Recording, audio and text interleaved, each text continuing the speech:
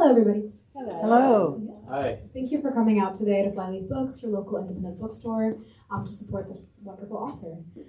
Your attendance and book purchases let us have events like this, so we appreciate you coming by. This evening, we have the pleasure of hearing from Aran Shetterly about his new book, Morningside, the 1979 Greensboro Massacre and the struggle for an American city's soul, with John L.S. Simpkins. Aran Shetterly is a writer, editor, and narrative historian. He is the author of the critically acclaimed The Americano, Fighting with Castro for Cuba's Freedom, the founder of the Mexico City-based magazine Inside Mexico, and is on the board of the Americans Who Tell the Truth organization. He currently lives in Charlottesville, Virginia, with his son and wife, the New York Times bestselling author Margot Lee Shetterly. John L.S. Simpkins is president and CEO at MDC, working toward eliminating disparities to build a South where all people can thrive. A constitutional scholar and practicing attorney, John served in the Obama administration as the Deputy General Counsel for the White House Office of Management and Budget, and General Counsel for the U.S. Agency for International Development. He's a senior lecturer at Duke Law School. All right, well, thank you. I hope you enjoyed the event and conversation. And remember, you can grab a copy of Morningside up front afterwards if you have not already gotten one. Thank you, Alex. Great to be here. Thank you, John, for doing this with me. My pleasure. This is it's going to be a little weird because Aran and I just talk sometimes, and this will be to some extent like a conversation between the two of us, but we will also include all of you. And the other unique feature of our time together tonight is that we have people who are personally familiar with the events that occur in the book. And we don't want to lose out on that. We want to hear from you. We want you to be a part of this conversation. So at some point, we'll probably open it up to your reflections a little earlier than we might typically do. And hear from you and bring you into this discussion. Aran and I go back to college.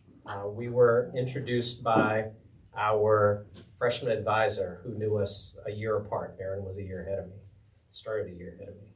And we have been friends ever since. This is a great opportunity to just hang out with him for a little while, but also to really hear from him what led him to this story. And that's really where I want to start, Aran. If you could just give us a grounding and talk about how you came to be captivated by this particular story. Thanks, John. And I'm glad to talk about that because with all the experiences and knowledge in this room of this history and this event, my entry into it, I think, is very important because it explains what I'm actually trying to do in this book. And someone asked me recently, I was being interviewed about the book coming out, and they said, well, is this the definitive history of...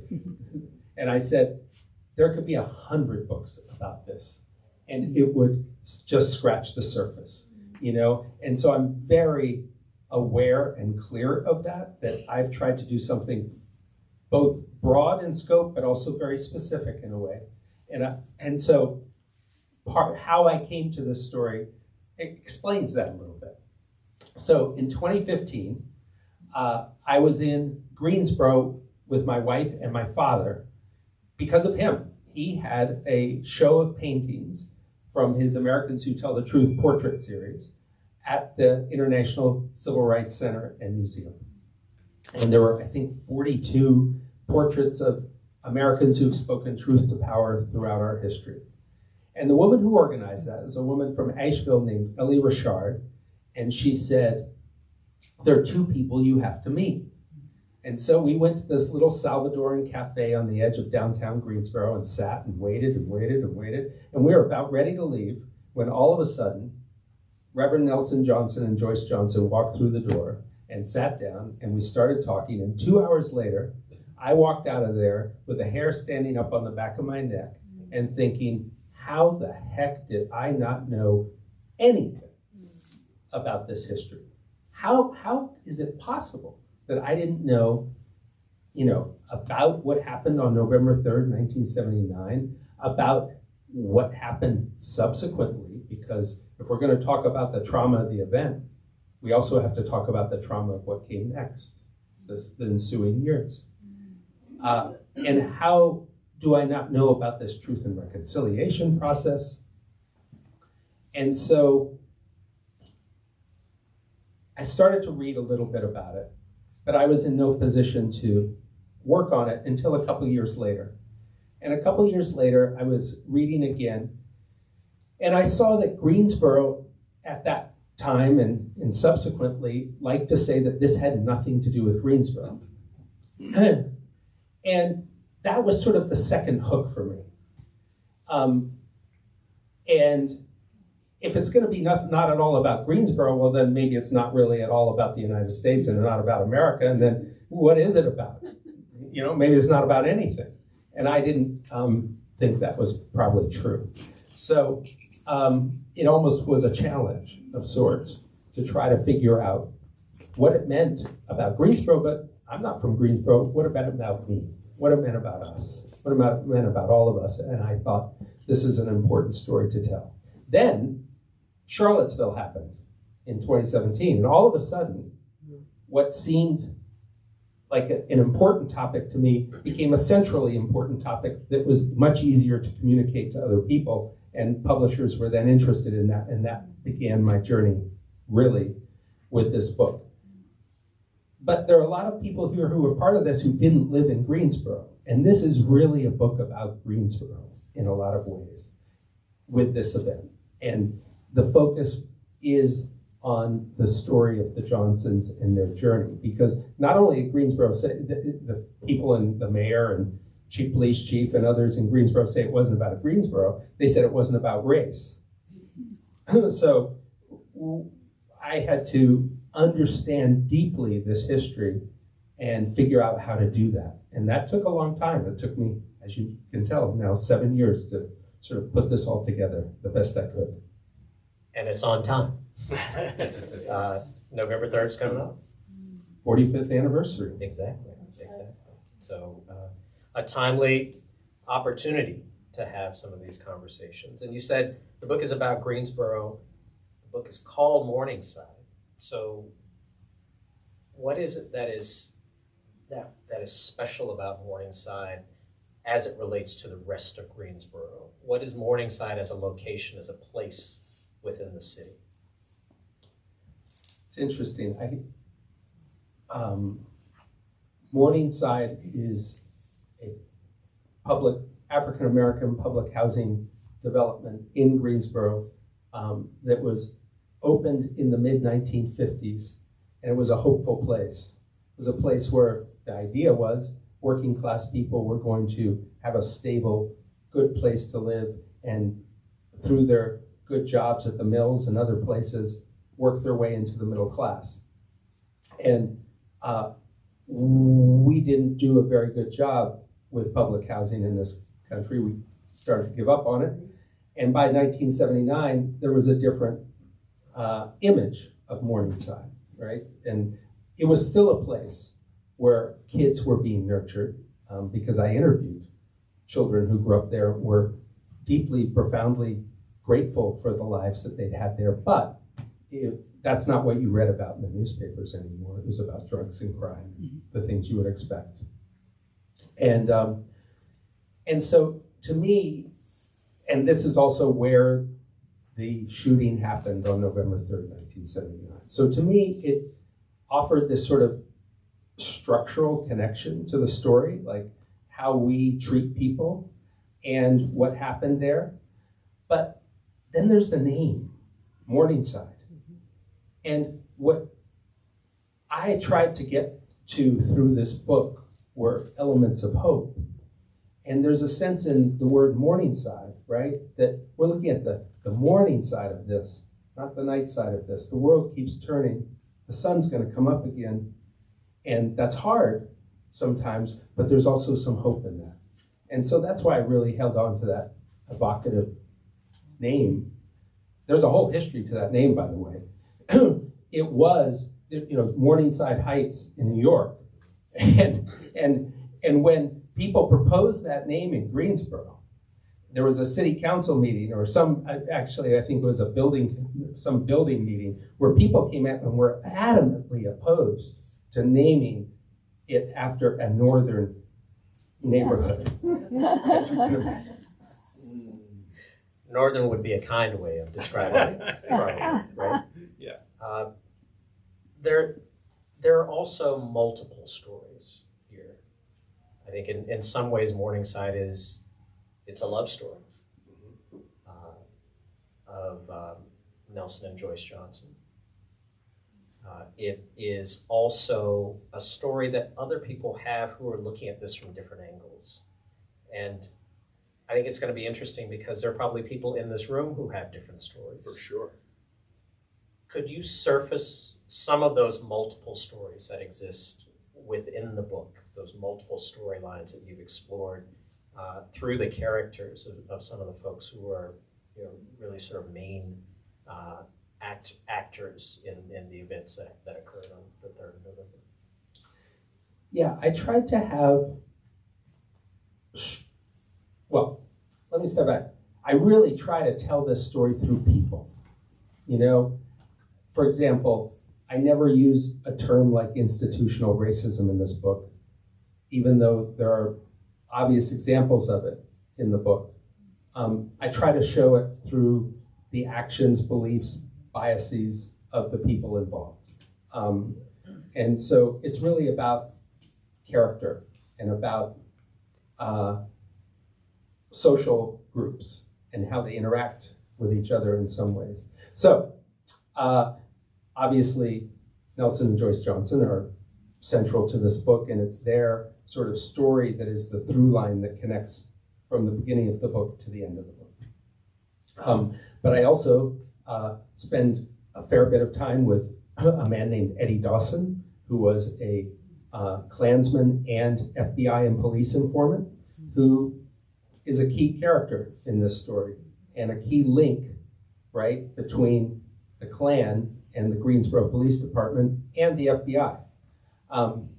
I spend a lot of time with the FBI agent who was the lead investigator of what became codenamed Greenkill, the investigation of this, which at the time was the 3rd largest FBI investigation in American history.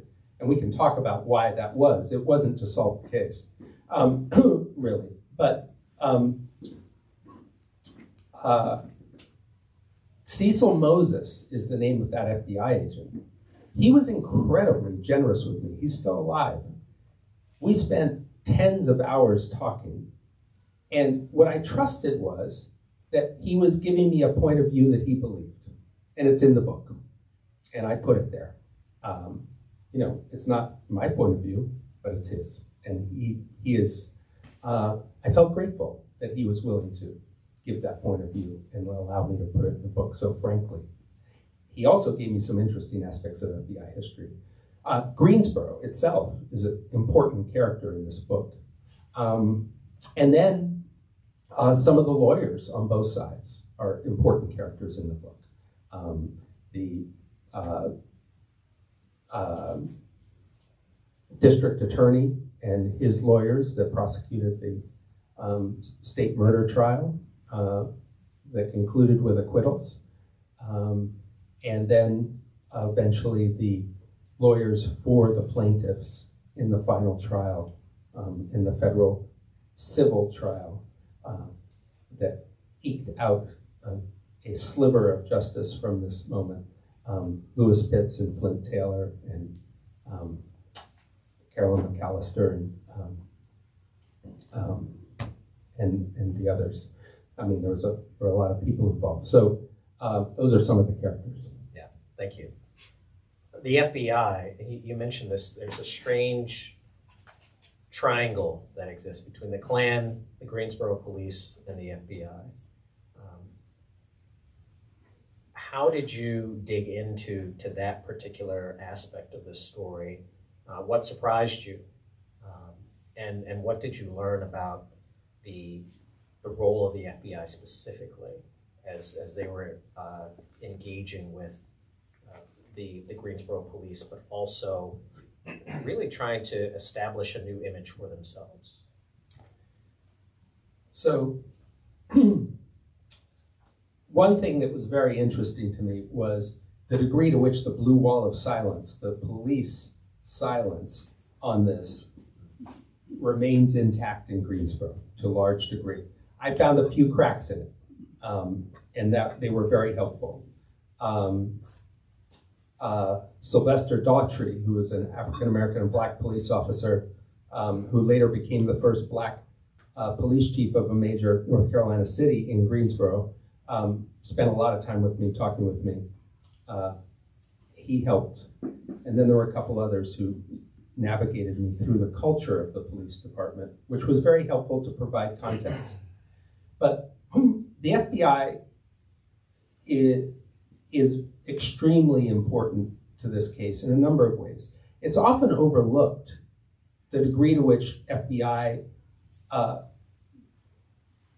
worked with local police departments around this country. We think of them as separate, and they are separate, but they're also very linked, and depending on the personal relationships that the FBI has with local police departments, those relationships can be very deep, and the FBI had a very good relationship with the Greensboro Police Department. But what I began to learn about the FBI was how much bigger this was to them than the Communist Workers' Party or the Klan or Greensboro. So it had to do with the moment in FBI history that the FBI was going through. Hoover had died in '72. They had been caught up in the Watergate scandal. They played both sides of that, right? They did illegal things for Nixon, and then they helped push Nixon out. And then the Church Committee in 1976 released a report in which it had documented illegal activity among the CIA and the FBI and other agencies. And particularly, that's when Americans became aware of something called COINTELPRO, the Domestic Counterintelligence Program. And right in the Church Committee's report, the Church Committee members say, well, COINTELPRO is just a name. The FBI was doing this before, and we have no doubt that they're going to continue doing it after. And what they also talked about was they wondered, and this is something you can't help wondering once you dig into this history, is the degree to which the FBI not only didn't prevent political violence in this country, but actually encouraged it. So the FBI as an institution is going through this huge dip in morale because they've had all these problems and scandals, and they're trying to figure out how to reestablish themselves as a popular institution. They had been the most popular institution in America up until the end of the 60s. 80% of Americans held the FBI in high esteem. And as Cecil Moses, this agent, said to me, their morale was lower than a snake in a wagon rut, which you can understand why I like talking to him, actually. We had great books. So then Senator Robert Morgan from North Carolina goes to Wake Forest, and he had been on the Church Committee, and the report was about to come out. And Robert Morgan, with the press there at a speech in Wake Forest, tells them that George Dorset, a Klansman in Greensboro, had been an FBI informant for 15 years. Well, this was a big no-no. He was not supposed to, as far as the FBI was concerned, reveal who their informants were. And so the FBI hated Robert Morgan. And they, their morale was low, and they were thinking, how do we get back to where we were? So Cecil Moses comes to North Carolina in September of 1979 to be the assistant special agent in charge out of Charlotte. And he has been in the FBI since '57. He's a Hoover guy. He knows all this history. He knows FBI bureaucracy forward and backward. He knows it like no one else. And he hates Senator Morgan. And he sees an opportunity in this investigation eventually to do two things. One, stick a finger in the eye of Senator Morgan. And two, to make the argument that the FBI, after the church committee, new guidelines were issued to the FBI and they were told they couldn't use informants the way they had, make the argument that if they had had informants, they could have stopped the shooting. And what happens is that the guidelines get loosened for them shortly after in 1983 because of this. So they won. They got what they wanted. And so in a way, the point I'm trying to make is for the FBI, there was a much bigger play happening here with what was going on in North Carolina. There was a much bigger play, and I'm curious, who do you see as the audience for the FBI as they're seeking to rehabilitate their image? Rehabilitate their image with whom? Good question. Well, they want to rehabilitate their image to some degree, or be able to make an argument with lawmakers, right, who are in the position to then loosen the guidelines. Yeah. And we may follow up on that, but I do want to, as I said, bring you all in earlier, or at least give you an opportunity to come into this conversation now. If folks have questions, observations, comments, please put your hand up and we'll bring you in. Yes. In Bill Chaffe's book, which you quote a number of times, I remember when he came out, and it dealt with the civil rights movement, and the city fathers didn't want to claim it. I mean, they've been saying the same things. And so, P.S., 40 years later, it's a tourist attraction, and it's a source of pride. And the same thing, it seems to me, may be the case with the Greensboro Massacre, where outsiders did it, and we had nothing to do with it. And, I wonder if 30 or 40 years from now, they'll be claiming it as a point of civic pride, the way they now do with the civil rights movement. There's an interesting moment.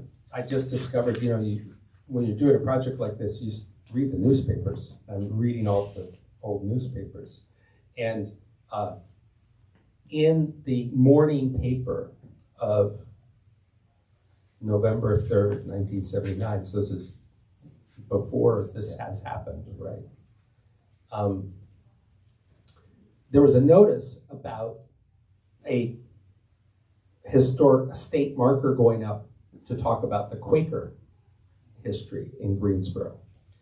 And at the same time, there had been a movement to put up a marker for the 20th anniversary of the sit-in movement, which was coming right up in February of 1980.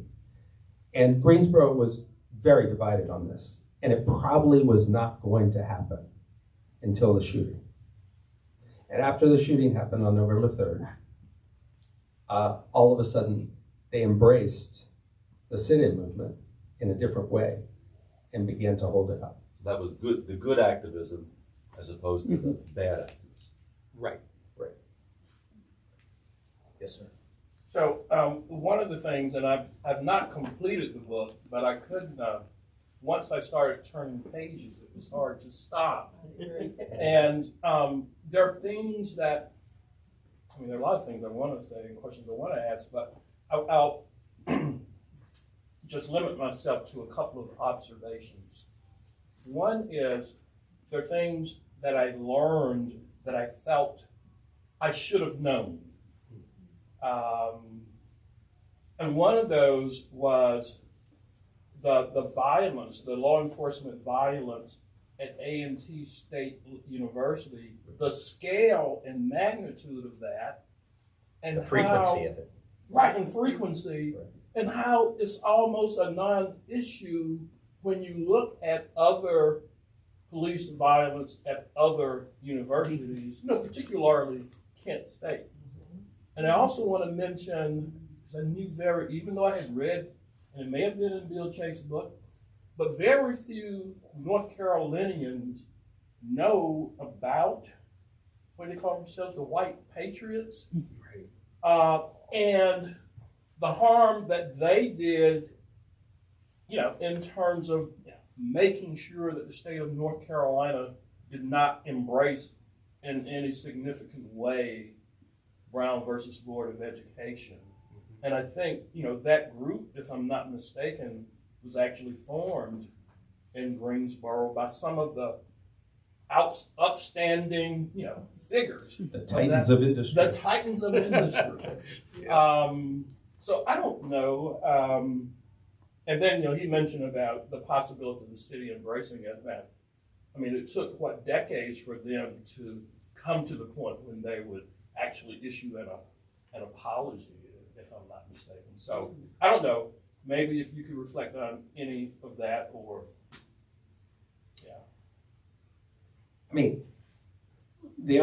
So 2 nights ago, the book launched in Charlottesville, and there were about 100 people there, and the woman I was in conversation with said, how many people have heard of Kent State? Every hand went up.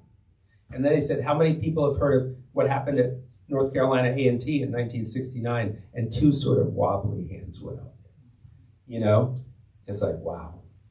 This was I imagine it still is, the largest military operation on a college campus in American history, and no one knows about it, And it started because the inciting moment then, you can't say it started, and I want to tell actually a little story about that, is, and bring it back to Nelson Johnson, was when the Dudley High School, the black high school, wouldn't seat the person the students had elected to student government. Right? And the next thing you know, the students protest a little bit, and there are cops there spraying them with, tear gas and beating them. And there were a lot of attempts to resolve this peacefully that were rebuffed. And it escalated and escalated until you have this horrible situation. So when the violence on, I think it was the night of May 21st, or flipping to May 22nd,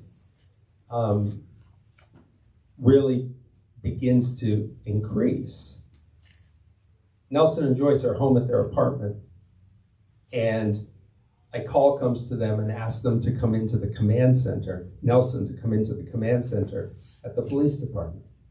And at the command center, there was the local FBI agent, the state attorney general, the head of the National Guard, the mayor, a newly elected city councilman named Jim Meldon, the police chief. This is the top law enforcement brass in the whole state is sitting there in that command center. And Nelson comes in. He's what, at that point, 69, 26, 25. And they say, we want you to stop this. Call it off. And he's like, I was home in my apartment. I can't stop this. And here are these people. What could they have done throughout history to stop this, right? Yeah, really. You know what I mean? They're talking about a moment. Yeah. They could have integrated sooner. They could provide jobs. They could provide equality. They could do all these things. And they're telling this 25-year-old or 26-year-old to stop it. And so he got that in that moment. He understood the sort of asymmetry and absurdity, in a way, right, of this moment. And so he says to him, I wouldn't if I could. He just wanted to, because they were scared too. He could sense their fear. He had power in that moment. That's really, that part of the book was a point at which it was clear that Nelson had acquired power. And people in influential positions within Greensboro would describe him as dangerous. The FBI reports would describe him as dangerous, possibly armed.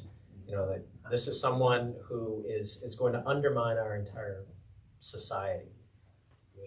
How do you think he used that knowledge of his power to his benefit? Well, I think that he knew that it both was dangerous to him and protected him a little bit, right?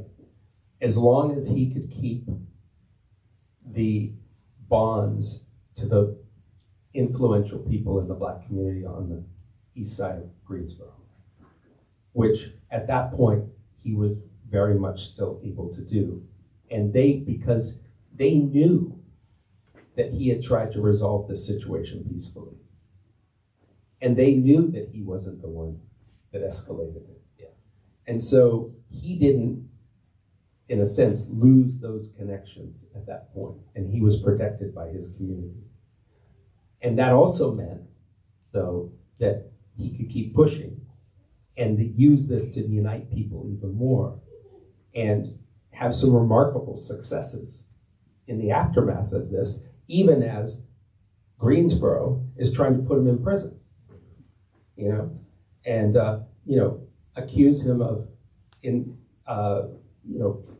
jumping up on a table in the Dudley cafeteria and inciting the students and trying to lock him away for 2 years for doing that. It's the North Carolina version of what happened at Cleveland Sellers at South Carolina State. That's exactly.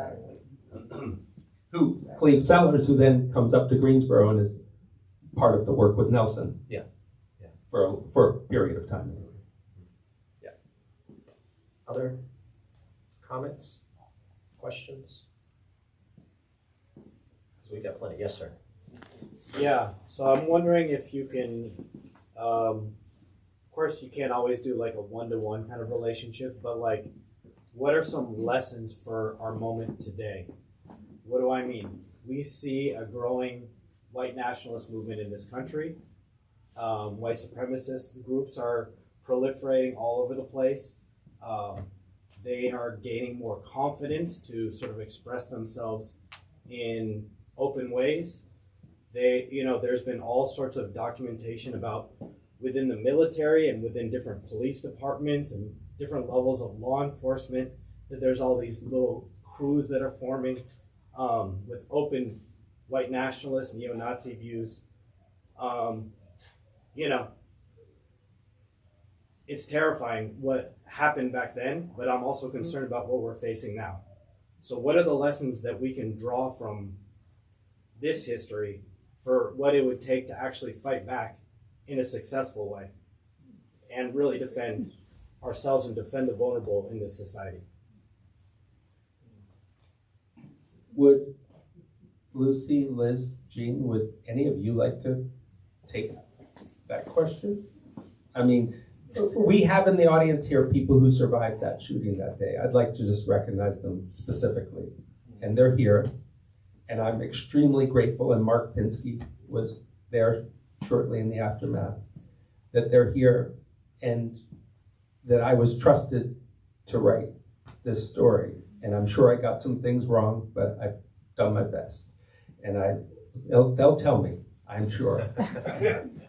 And they're invited too, please. But would you guys like to, what are your thoughts to that question?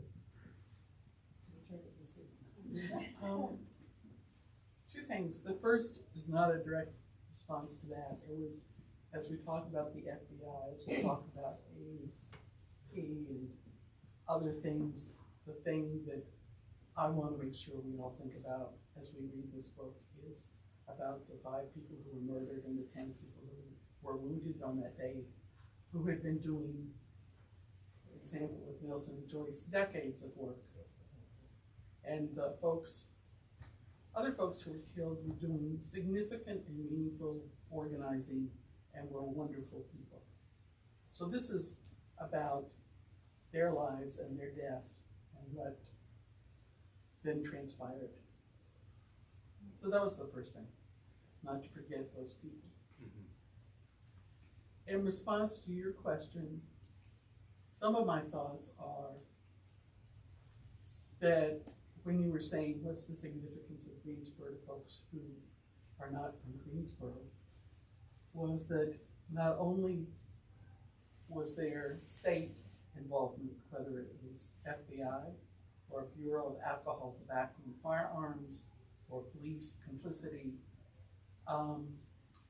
in ensuring that the Klan and Nazis came together and united front, in ensuring that there was a cover-up about what happened, in ensuring that there were 2 all-white juries who found the murderers not guilty, and many people were not allowed to be named in those trials who were also guilty. And that those verdicts, as Anne Reagan said when she spoke in Greensboro on February 2nd, 1980, gave a green light to right-wing violence.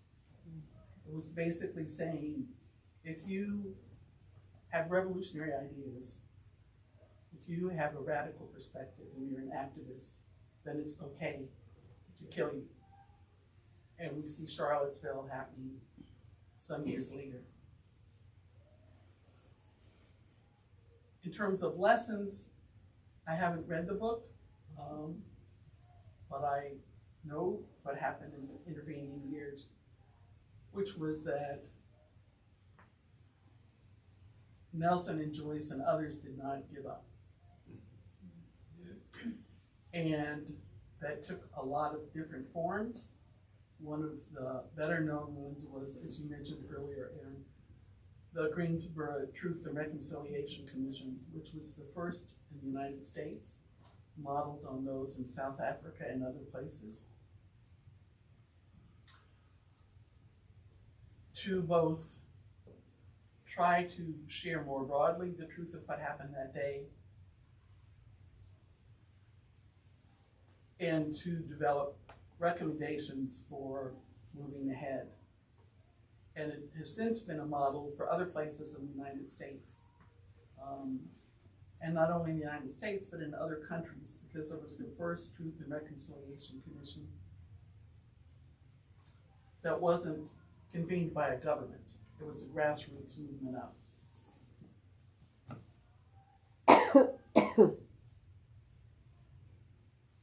So there's a lot more to be said, but I guess one is just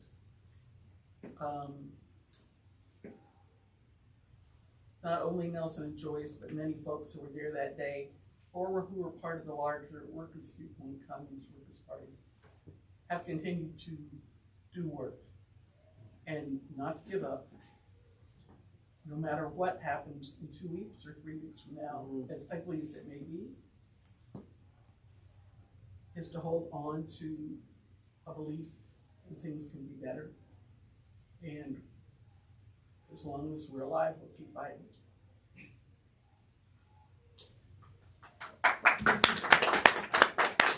Thank you, Lisa. I could just say one thing real quick about that. The three of us can't talk about this too easily without crying. 45 years later. But what comes to mind is how afraid we were after November 3rd, and how attacked we were after November 3rd. And our strength came in knowing that the only way to deal would be to fight back in whatever form that took. And we did that over and over, as scared and terrified as we were. Like you said, the strength of Nelson was in his ties to the community, and our strength was in knowing what it was the right thing to do, and that we're going to die if we don't fight back. So that's. We like to say that this is how we came in, this is how we're going out.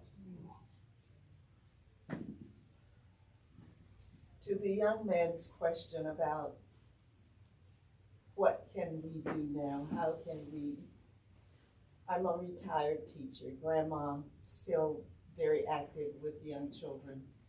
North Carolina's attempt, and many other places, to dictate what we teach in our classrooms, to ban certain books, to not allow us to teach Black history, to teach Hispanic history, to teach about the Klan, is a major cause of recreating Greensboro. Knowledge is power, whatever that knowledge is. And ignorance is what created the Greensboro. I'm from Wilmington. I didn't learn about that massacre until I was here in college at Central with, was it Saselki, I think, that wrote one of the books? David, yes. Yes. But just a simple thing like not allowing us as teachers to teach all of our children all of our history is an extremely damaging thing for the future, for currently, for the way we teach our children to see things. I would add to that. So I was interviewing for this book, a former North Carolina State Supreme Court Justice who was in charge of the state security for North Carolina when this happened. And at one point he said to me, well, the Klan doesn't scare us. He was white. He said, you know, if you come from a rural North Carolina family, you've got 30 or 40, 50 cousins. Someone's bound to have been in the Klan. I think that as a white person writing about this history, white people have to be scared of the Klan. White people have to be scared of white supremacists and take it as seriously as everyone else does, you know, and not let it slide. I think we have to stand up to it. And and you know, what you're talking about in the police and the military, that's active. It's not like, oh, I'm there and I happen to be. There's a program, right? Like a strategy to infiltrate those organizations with white supremacists. I mean, that's a big problem. And if we're gonna be like, well, it's just, you know, my country cousins, we're gonna have a really hard time rooting it out. And so I think that's something we can do, is not let it slide. And it wasn't that long ago. I mean, you and I were kids, Yeah. but we were alive. Yeah. And that's the other, there are two pieces of the story related to your question that I think are worth keeping in mind, that this is recent, relatively, and the real power that seemed to be most threatening was the power that occurred when you had interracial groups organizing in a way that was breaking down class barriers as well as racial barriers that went beyond allyship. So just to think about it in contemporary terms, we talk about being allies, but allies often are people who might, you know, put a post on social media or put a sign in their yard, but they're not there. And when the other piece of this that I think about in terms of how we react is that we think differently about what solidarity means. And if we're going to be in a fight with someone, we're actually there, present physically, even if your cousin's on the other side. Right? That for me was a key takeaway from this story, because it also speaks to actually a long history in organizing of interracial solidarity in labor movements looking to bring together people across class lines who have common interests. And that too runs as a through line through this really sort of multifaceted story you've told. Yeah, absolutely. I mean, it's much more dangerous. And I point that out as I go through the history, right? The freedom rides, interracial, look what happens to them. Horribly beaten and antecedent where the FBI stands by and takes notes and give, the Klansmen 15 minutes to beat the people on the buses. That's an example that even the judge, Robert Marriage, in the federal civil case, in his opinions, specifically brought that up. Fred Hampton in Chicago is assassinated by the Chicago police and the FBI. And he was working to build alliances with Puerto Ricans and with rural white people. Martin Luther King Jr. building a campaign across race. On and on, right? Those are just some of the big examples. And this is another example. Reconstruction. Right? Yeah, Wilmington. Right? White and black together. Could you speak a little bit about, I first met or interacted with Nelson in 1969. I was an undergrad freshman at Duke University, and we would sometimes go to A&T. Not, in a sort of sustained relationship, but my question is, could you talk some about, because I know that the Nelson I know now is not the Nelson then, just like I'm not the person I was then. Could you talk some about the evolution of Nelson and maybe Joyce also, but certainly Nelson? Yeah. Well, yeah, and that to me is part of this story, and it's a fascinating part to me, and it's sort of the long second part of this book is really about that. And when you say continuing to do the work to make America more equal, more equitable, all of those things, right? To make it try to live up to its ideals, or at least what's written on some scraps of paper, which might be our best justification at times for insisting on them, right? Is looking, it's a quest, right? And this book is, in some ways, it's a quest story of trying to find the key that's going to unlock this, right? And what the people sitting here and the Johnsons and others, one thing that moved me and inspired me to such a degree was the courage in being willing to try out the different keys, right? And saying, just because people tell me I shouldn't use this key, well, I'm going to try it anyway. Maybe it'll work, And if it doesn't, I'm going on to the next one. So, when you talk about Nelson and Joyce, when they met to some degree, or shortly before, Joyce grew up in Richmond, on the south side of Richmond, took a bus down to Duke, goes to Duke, and she wants to be a doctor. And she says, well, first I'm going to get rid of racism, and then I'm going to be a doctor, right? I was a teenager too. She's not a doctor today, yet. Nelson, a little bit the same, It's like, well, we'll fix some of these things, and then we'll get on with our lives. But then you start looking for the keys, right? Well, it's King, and then it's Black Power, and the thing is that, and I'll pause there for a second, one of the things that really came out of this story is, Greensboro's an important laboratory for Black Power experimentation in the country, right? And that gets overlooked. Everyone talks about Oakland and Detroit and Chicago and these places. Greensboro's got to be on that list.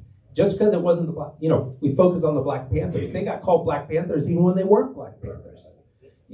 So you have so Black Power, then sort of Pan-Africanism. Maybe we'll start. Freedom will come from there here, and we'll support those movements.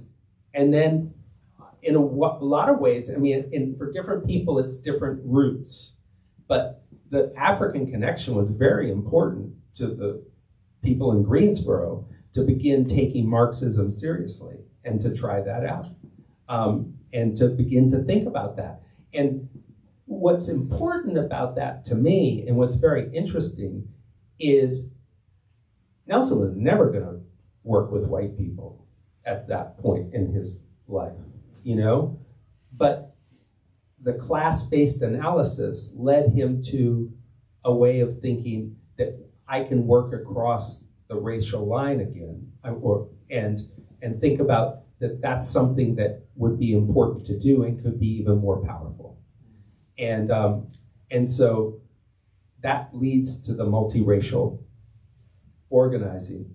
And then after, right, is trying to let go of some of the sort of revolutionary formula of Marxism, but holding on to the idea of revolution with a different philosophy as he comes to sort of more of a liberation theology approach to this. I mean, if you guys think I'm wrong about that of evolution, please tell me, but that's how it seemed to me. So the courage of continuing to adapt and try. And that's it. Yes, 5 amazing people died, and other people were hurt and their lives were changed, and the people who weren't hurt, their lives were changed. Political violence changes people's lives.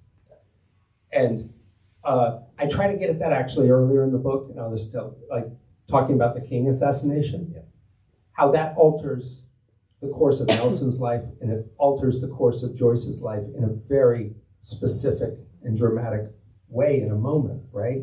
And so you don't have to even be there for it to change your life, but it's changing all our lives when it happens. You said that earlier that Greensboro is a character in the book. I would argue that maybe even North Carolina is a character. Yeah. And I say this with some degree of envy as a native South Carolinian, that more stuff happens in North Carolina, good and bad, than in lots of other places around the South. What is it about this place that creates the conditions for the North Carolina Fund and the Klan? 10 HBCUs, the most of any state in the country. What is it about this place that strikes you as an outsider? Well, you put your finger, that's where I was going to go. There were more Rosenwald schools in North Carolina than any other place in the South, any other place. Education was happening here. The 10 HBCUs. In Greensboro, on a percentage basis, had the best educated Black population of any city in the South. So, in a sense, there's pressure being put. It's like, we've got the skills. Yeah. Let us in, right? And then, the thing is, I try to, Nelson and Joyce today, right? Speak about the possible transformation of every single person and the dignity of every single person, even the people who have been their enemies. And I really took that to heart writing this book and tried to treat the characters in this book, even if I wasn't comfortable with their worldview in that way. But I have to say, some of the people I had the hardest time doing that with were some of the politicians who manipulated, and were willing to not stand up, just even though they knew better, Jim Hunt. That's one good example. Yeah.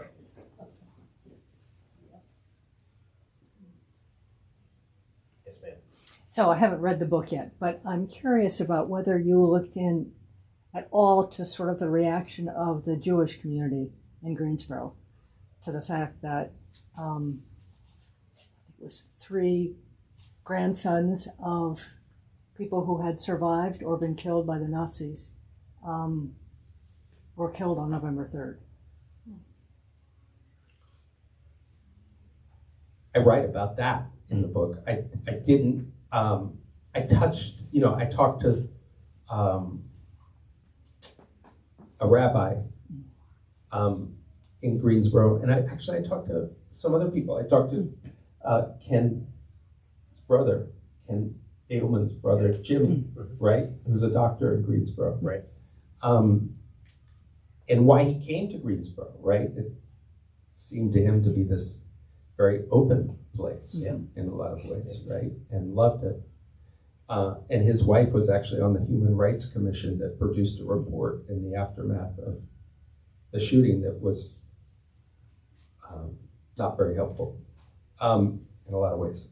But I didn't go deeply into that. But there was certainly a feeling, right, that if we're combating evil in the world, it's the Klan is evil, Nazis are evil, and it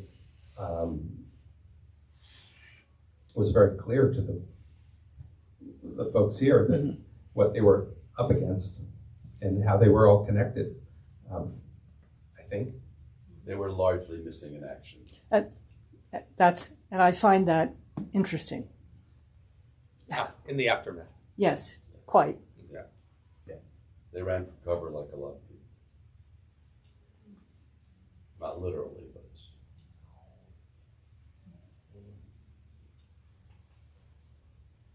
Aran, we're coming up on time, but I want to get to the ending where we began, which is talk about how this story not just appealed to you, but how has it impacted you?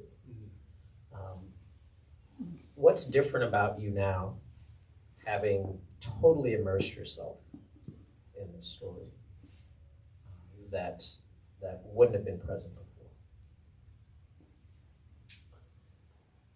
So I had some experiences researching this that really took me aback. I was sitting with a former managing editor of the Greensboro Daily News and then Greensboro News and Record, who had lunch with me and told me that no one knew who fired the first shot on November 3rd, 1978. This was a newspaper man. Everyone knows who's fired the first shot. And I thought, what is going on here? I met one of the defense lawyers, more than one defense lawyer for the Klansmen and Nazis, who would say that to me. And they would also say things like, Nelson wasn't really injured that day. He was, as so many other people were, but he was. He becomes this weird focus in Greensboro, right, of the myths and how. I met a police officer who's considered to be sort of the hero of that day because he actually stopped the yellow van and arrested 12 people while everyone else got away, who told me a couple things. He told me that he wished Nelson Johnson had been killed that day. Oh, yeah. And he told me that he was a really good cop because he could walk down the street. He could drive down the street and tell by the way a black man walked whether he was a good black man or a bad one. And if this was in 2018, and he's bragging to me. And then if it was a bad one, he would just follow them until they did something wrong and then pick them up. I was stunned. So, to answer John's question, I sort of thought if we lined up the facts, and this is silly of me because these guys have been trying to line up the facts and show it to people for 45 years, that people would say, oh, those are the facts. The social power of these narratives is so strong. And what became very clear to me, for example, that newspaper guy was, if he told a different story, he would lose access. He would lose access to circles in Greensboro that he wanted to have access to. And until that changes, telling these stories right is controversial, right? Because there's a reason those guys don't want the story told the right way and correctly. And I think that it really hit me then just how deep, right, the antipathy is to trying to make this world a better place for a lot of people who are suffering. So I think that's my answer. Just a word. Please. It's hard. I have two daughters, and one's named Sandy, and one's named Joyce. And guess who they're named after? Right? And I think it's fair to say that all of us were forever changed. Yes, horrible trauma. Yes, incredible pain, and just years of, and we will always, forever, try our best to follow that path of justice and peacemaking and racial equality, quote unquote, with better words for it, and to stand in the light of these people who gave their lives. They didn't mean to, but they did, and to keep on that path. And I'm just grateful to be here. Thank you for writing the book. Thank you. Thank you for being here. Thank you. Thank you for writing the book. John, let me ask you a question. Sure. Then, truth and reconciliation, something you know about. You've spent a lot of time in South Africa. It's one of the things you think about. Healing, repair, reparations. What do you think? What does it take? I mean, this is an example of a specific trauma, but there are a lot of traumas, and they go on every day. How do we repair? What are some of your thoughts about that? I haven't written a book, so but I'll answer that question anyway. It begins with, I think, it begins with mourning. It is the sitting with people who have experienced loss to first acknowledge the loss, regardless of how it happened. We know that there is loss. I've been spending a lot of time in South Africa, and lately I've been spending a lot of time in Israel and Palestine. Oh. And there are parents, Jewish Israeli parents, Arab Palestinian parents, who've lost children at various points over the last 20 years, who've come together around that shared loss to advocate for peace. Some whose kids were killed by the very organizations that the other parents' children worked for. What begins that relationship is a shared sense of mourning. I recognize your loss. I see your loss. That notion of Ubuntu, which was what Desmond Tutu couched the entire Truth and Reconciliation in, is a recognition of someone's humanity. It literally means I cannot be who I am without you being who you are. I am because you are. So I think that is the starting point. And I think this is part of what the Truth and Reconciliation Commission was trying to achieve in Greensboro, is a thorough recitation of the facts, back to the point that you were making earlier. The whole story. And even if there are multiple stories, putting all of them together in one place so that people have access to the totality of it. What we call at MDC reading reality truthfully. And that means that we have to look at everyone's perspective in order to get what that is. And then deciding that you're going to do something about it. You described the apology that happened at the beginning of COVID on that Zoom call and the steps of that apology. Taking responsibility and then engaging in repair. My personal view is that $1,900 in a scholarship is not enough. They could have put $1,979. right. They could have put another zero after that, at least to start.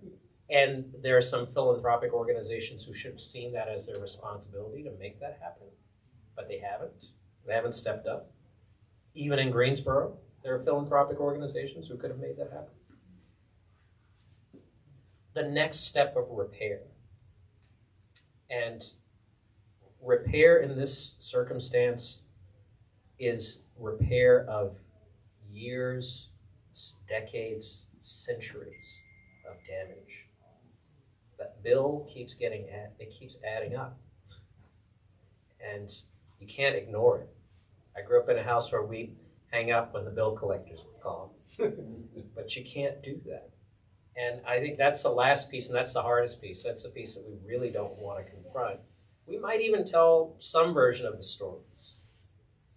But then to use that as a point of action, I think is really difficult. And Greensboro struggles with it, North Carolina struggles with it, the South struggles with it, the United States struggles with it, we all struggle with it across the board. But those are, I think, the key elements of getting to truth and then the reconciliation part, which is not just an empty forgiveness, but a deep and meaningful mutual respect that allows you to move forward.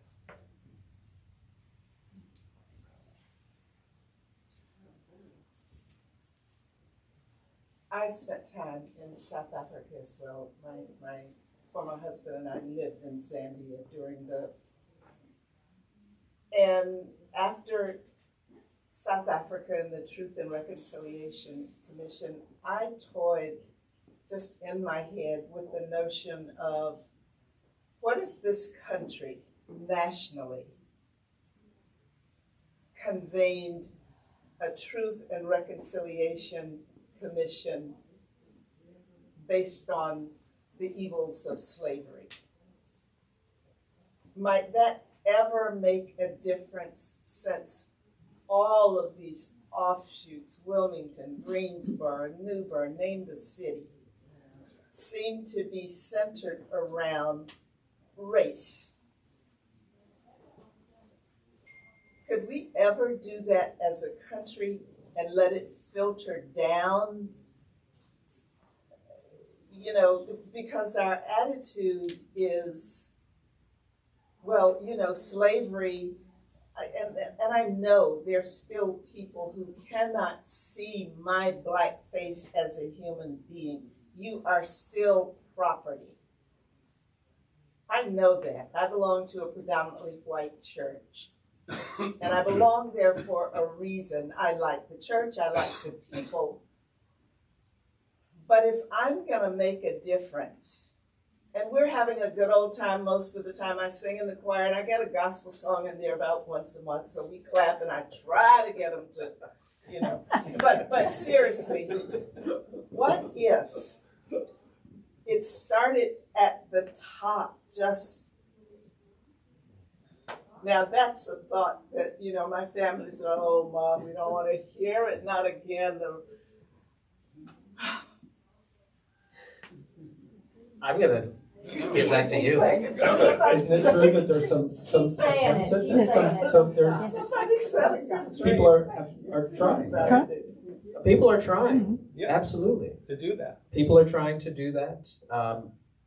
I think especially as someone who thinks about constitutions and constitution writing a lot, when people throw out the idea of a need for a constitutional convention in the United States that's revised the Constitution, my pushback is we need to do that first. Yes, that it really needs to and come first. Until we have not just that conversation, but the entire process, it's not just a talk fest.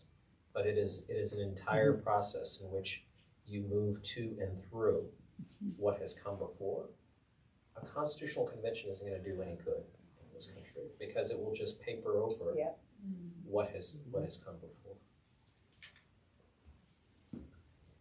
Just on that point, one of the current issues that Nelson and Joyce and the beloved community center that they created have been working on for the last 3 years is a North Carolina Truth, Justice, and Reconciliation Commission, looking at issues not of race in general, but specifically around issues of housing, education, criminal injustice, those kinds of issues. And they just completed a walk across the state from Cullowhee, Kenny, and Wilmington. And their third summit of the commission will be in Greensboro, November 17th through 19th. And you can find out more on the belovedcommunitycenter.org website. Thank you. Would any of you like a last word before we finish? Thank you. Thank you so much. Yes, thank you for the book.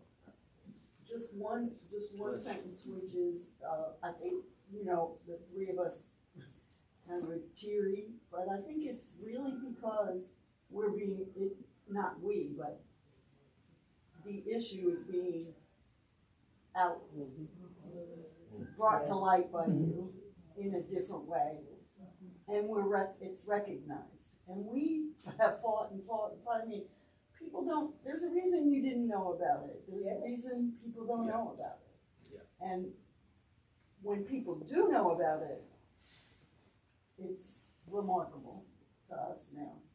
So thank you so much. Thank you. Thank you, everyone. Thank you, John.